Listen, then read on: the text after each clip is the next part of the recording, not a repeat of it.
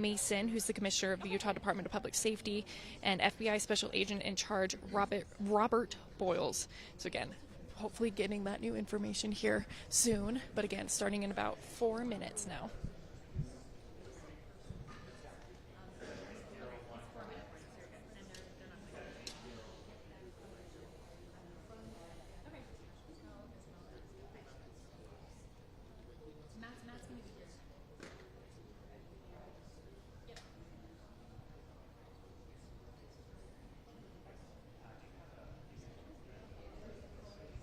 Yeah, that's exactly right. As much as we see and also we see what is posted online and what other sources say, it is very, very important for the integrity of our reporting to make sure we have those verified sources. So while we are saying this information, we do want to make it very clear that we have not had this confirmed from anybody here at this press conference here. This has all just been speculation being posted online at this point. But again, we're hoping to get that confirmed information and bring it to you guys here live.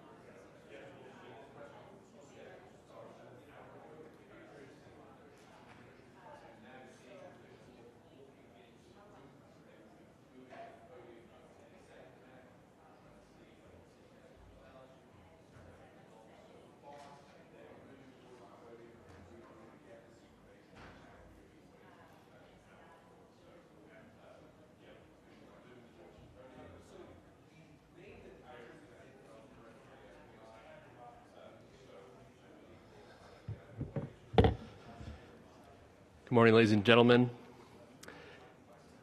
At today's press conference, we will hear from Governor Cox, FBI Director Kash Patel, and Sheriff Mike Smith. We also have with us Utah DPS Commissioner Bo Mason, Lieutenant Governor Deidre Henderson, FBI Special Agent in Charge Robert Bowles, and local and federal law enforcement partners. Following the remarks today, Governor Cox, Director Patel, and Commissioner Mason will take questions. Thank you.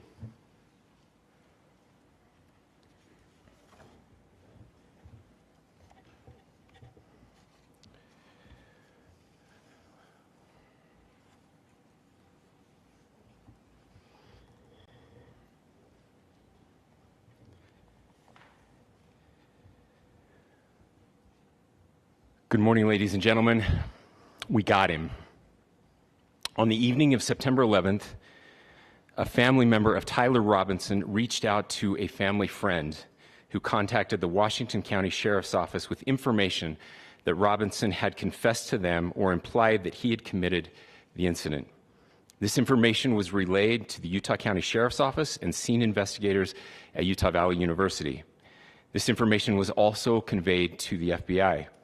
Investigators reviewed additional video footage from UVU surveillance and identified Robinson arriving on UVU campus in a gray Dodge Challenger at approximately 8:29 a.m. on September 10th, in which he is observed on video in a plain maroon t-shirt, light-colored shorts, a black hat with a white logo, and light-colored shoes. When encountered in person by investigators in Washington County on September 12th, in the early morning hours, Robinson was observed in consistent clothing with those surveillance images. Investigators interviewed a family member of Robinson who stated that Robinson had become more political in recent years. The family member referenced a recent incident in which Robinson came to dinner prior to September 10th, and in the conversation with another family member, Robinson mentioned Charlie Kirk was coming to UVU. They talked about why they didn't like him and the viewpoints that he had. The family member also stated Kirk was full of hate and spreading hate. The family member also confirmed Robinson had a gray Dodge Challenger. Investigators identified an individual as the roommate of Robinson. Investigators interviewed that roommate, who stated that his roommate, referring to Robinson, made a joke on Discord. Investigators asked if he would show them the messages on Discord. He opened it and showed several messages to investigators and allowed investigators to take photos of the screen as each message was shown by Robinson's roommate. These photos consisted of various messages, including content of messages between the phone contact named Tyler with an emoji icon and Robinson's roommate's device.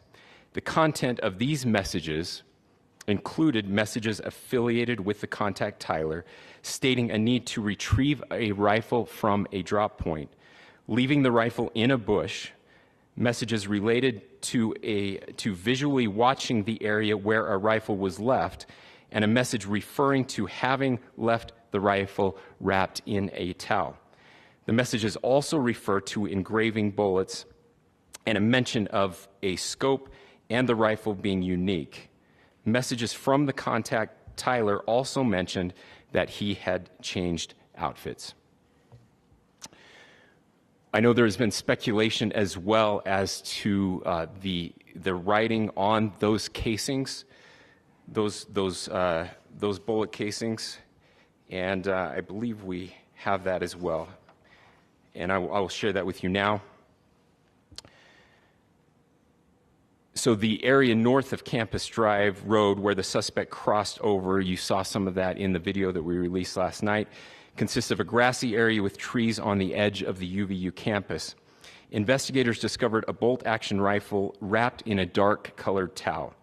The rifle was determined to be a Mauser Model 98 30-06 caliber bolt-action rifle. The rifle had a scope mounted on top of it. Investigators noted inscriptions that had been engraved on casings found with the rifle. Inscriptions on a fired casing read, "Notices, bulges, capital OWO, what's this?" ? Inscriptions on the 3 unfired casings read, "Hey fascist!" ! Catch! up arrow symbol, right arrow and symbol, and 3 down arrow symbols. A second unfired casing read, "Oh Bella Chow, Bella Chow, Bella Chow, Chow Chow," and a third unfired casing read, "If you read this, you are gay, LMAO." We are indebted to law enforcement across the state who has worked seamlessly together, local law enforcement, state law enforcement, and our federal partners with the Federal Bureau of Investigation.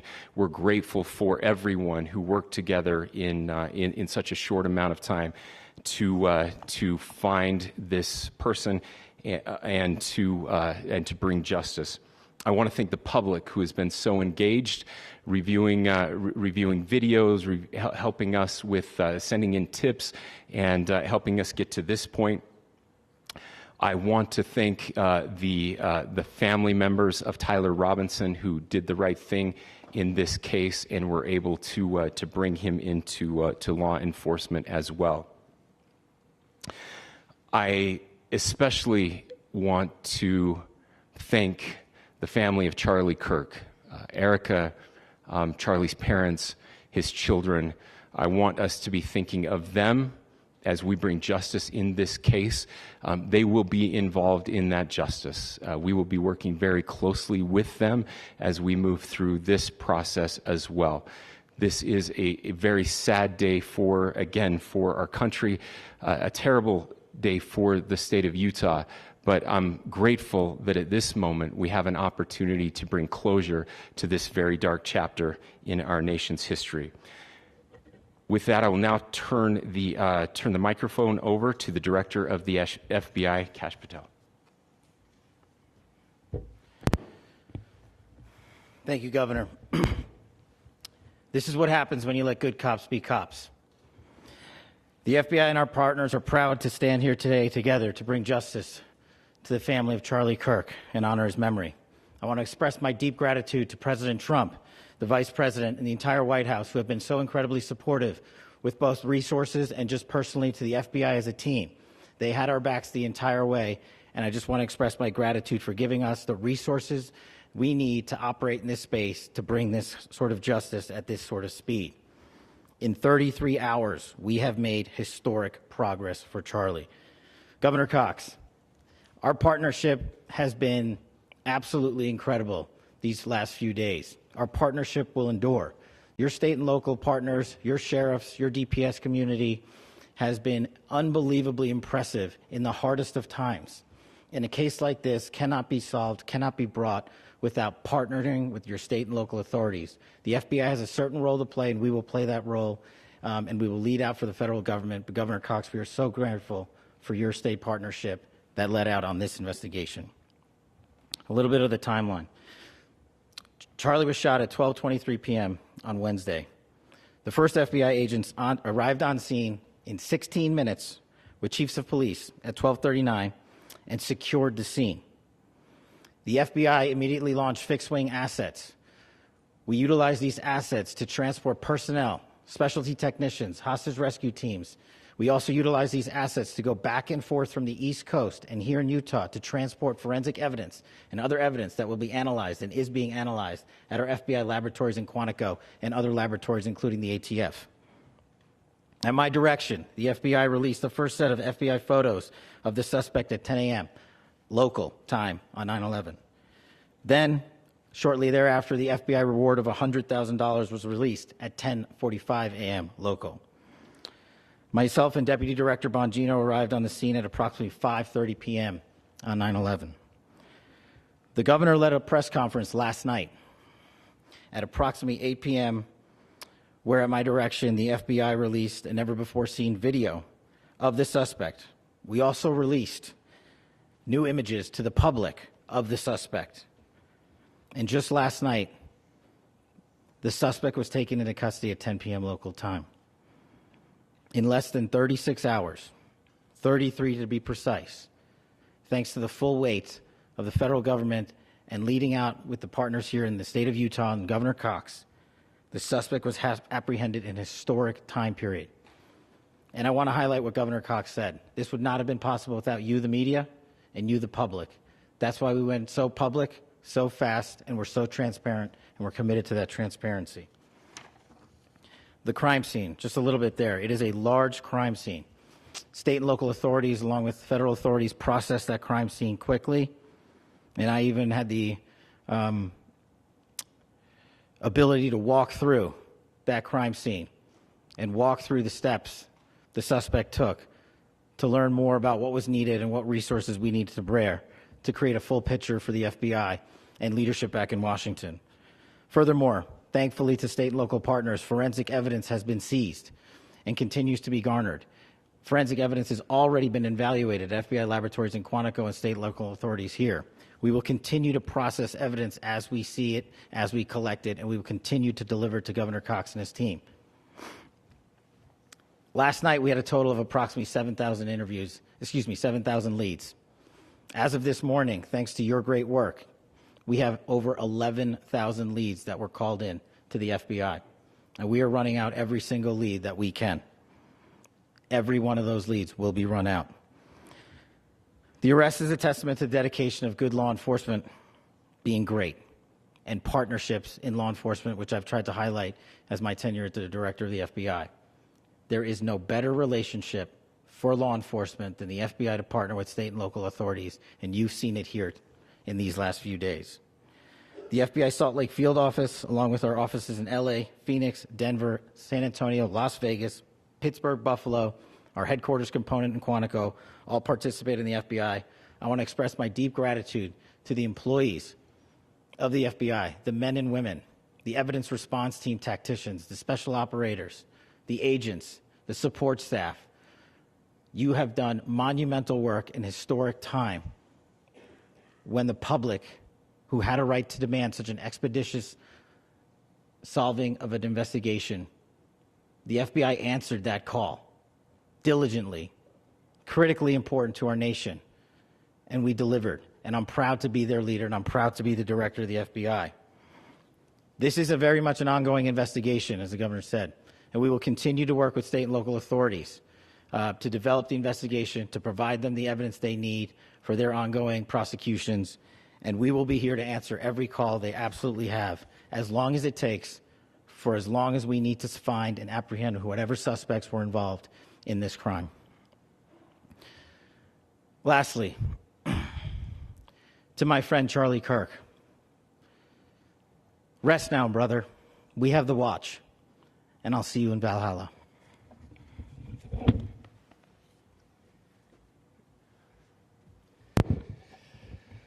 Thank you, and good morning. I would just like to take a few minutes as the sheriff to express my gratitude for everybody who has played a part in this investigation. As you know, it's been a vast, a complicated, and a very, very fast-paced investigation. You're looking at people standing up here who are running on, if they got an hour's sleep in the last couple of days, they're probably lucky. It has been very taxing. It has been so impressive, speaking on behalf of the local law enforcement, to see the cooperation that we've seen in this type of case. Across the state, sheriffs, chiefs, our state partners have stepped up and have come to the call on anything that we needed. Our county chiefs have been phenomenal. Our Utah County Attorney, Jeff Gray, who's standing up here with us, has been phenomenal in leading us through this investigation. I would like to thank the federal government for their resources, their assets. Our local team here, our FBI team, has been extraordinary in helping us work through this and bring this person to justice. Most of all, I would like to thank the public, and specifically, I would like to thank the public who turned to prayers and who turned to positiveness for us. I would like to thank them on behalf of the law enforcement community, because we needed those prayers. That's what we needed to get through this. We needed your support, and you gave it to us. We needed your patience, and you gave it to us. And I would like to thank you for the Kirk family, because that's what they need, is your support and your prayers, and that will get us through all of this. So thank you, everybody, for everybody that have stepped up. We've had such a phenomenal response to this. Thank you.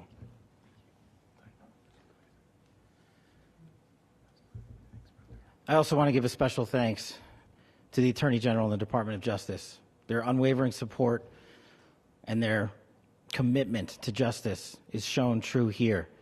And without AG Bondi and Deputy Attorney General Todd Blanche and the resources they brought to bear, we would not have been able to complete our mission. And I just want to say special thanks. It's an honor to be a part of the Department of Justice. Thank you again to our incredible law enforcement team who has worked so hard. Sheriff, I got a solid 90 minutes last night, so I'm probably the most well-rested person up here.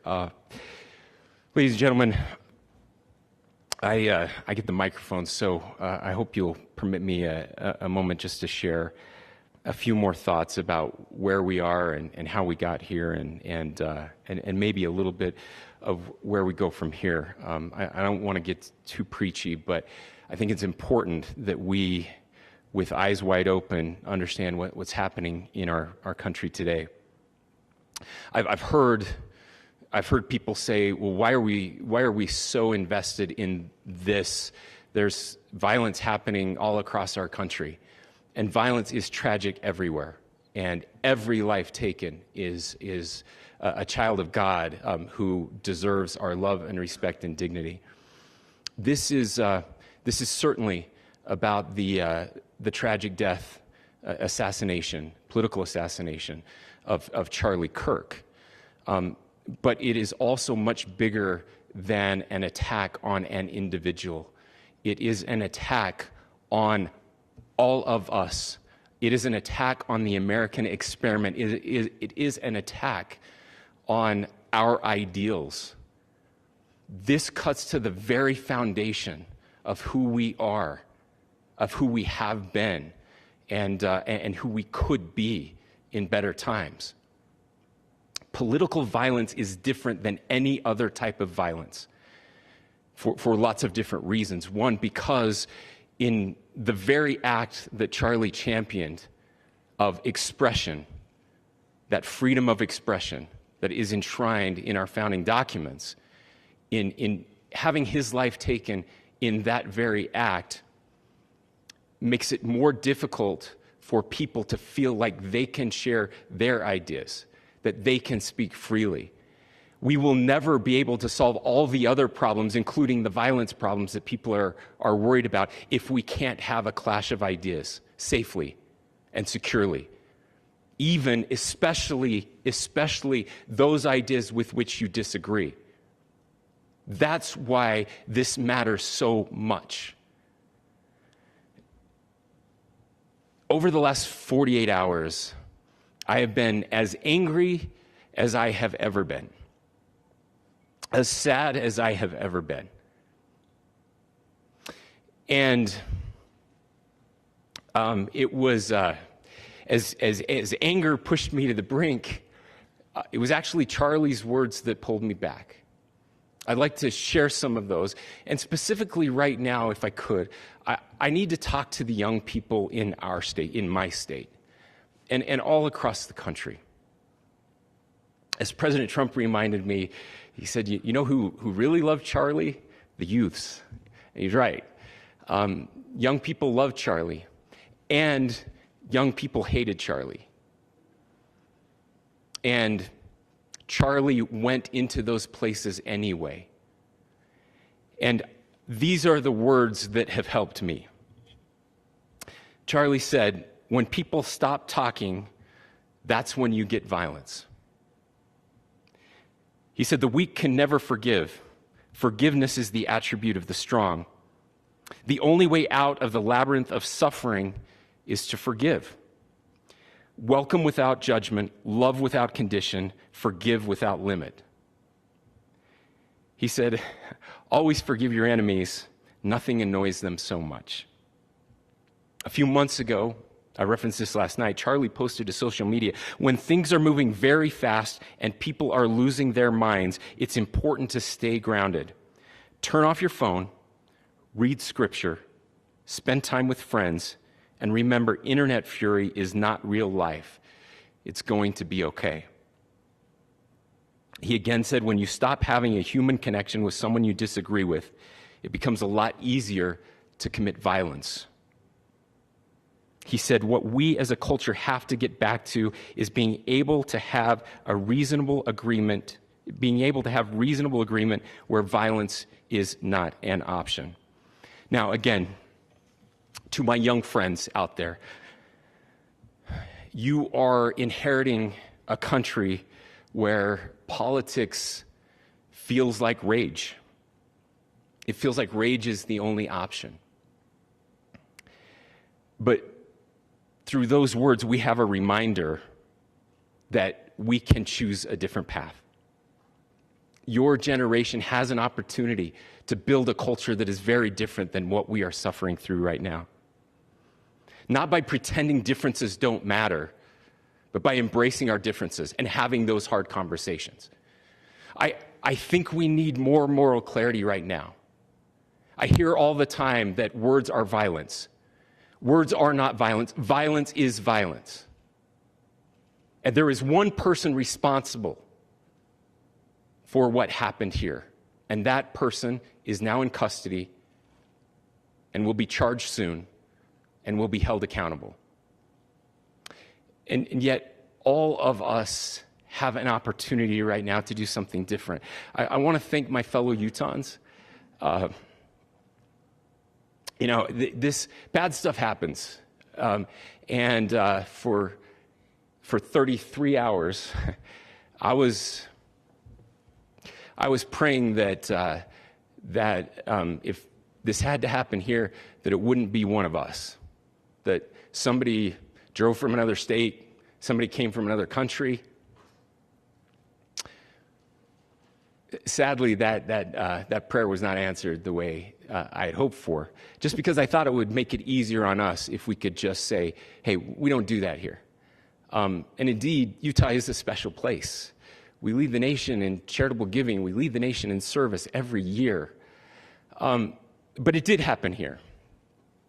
And it was one of us.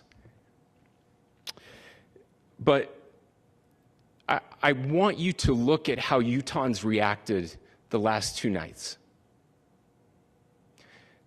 There was no rioting. There was no looting. There were no cars set on fire. There was no violence. There were vigils and prayers and people coming together to share the humanity. And that, ladies and gentlemen, I believe is the answer to this. We can return violence with violence. We can return hate with hate.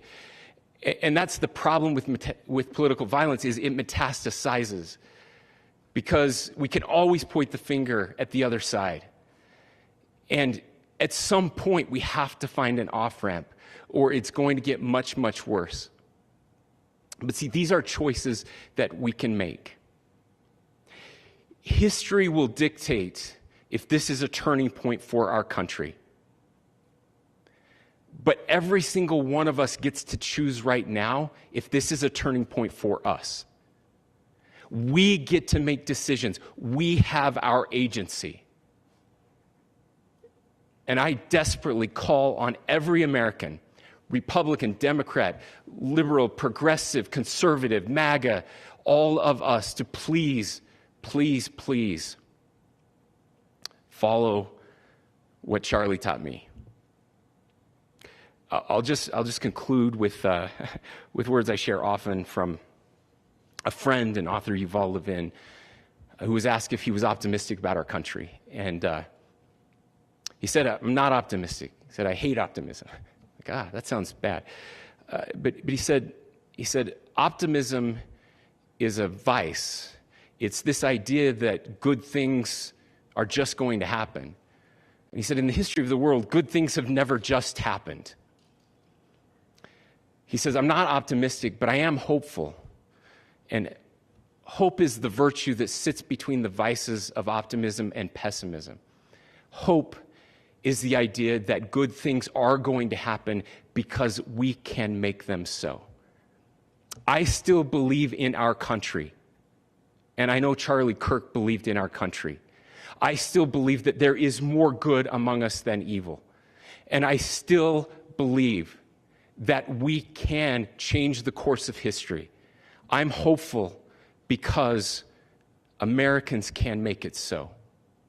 Ladies and gentlemen, we're happy to answer any questions you might have. Governor, can you please speak to whether the suspect is speaking with authorities and his demeanor, Tyler Robinson, when he turned himself in? I cannot speak to that right now. Governor, how do you interpret the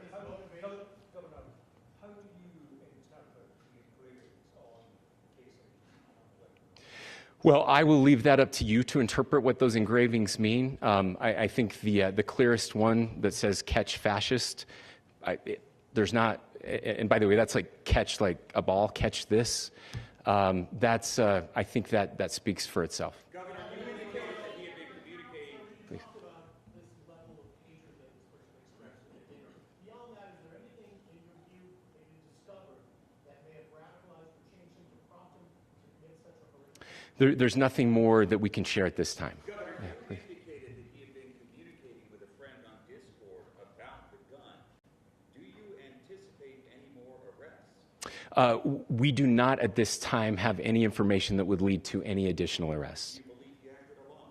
Yes, but the investigation is ongoing. How he came into custody of police and where he is right now? Yes, so right now, Mr. Robinson has been booked into the Utah County Jail.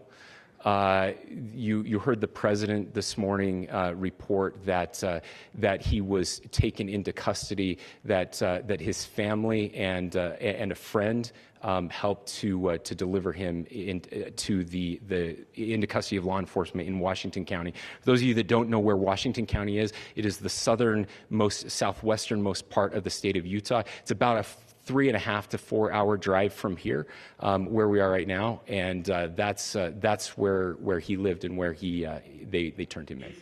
Please, I'll go here. I can't share any more than what I've already shared. Yeah.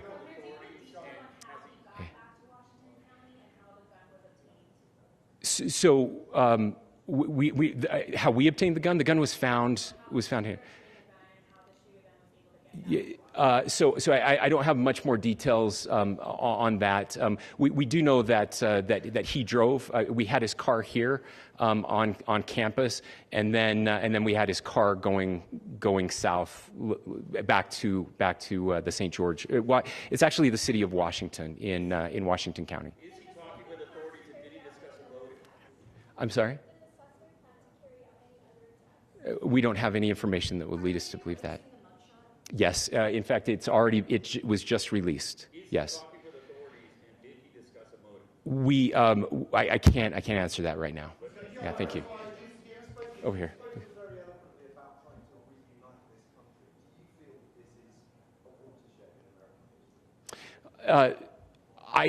I absolutely believe that this is a watershed in American history. Yes.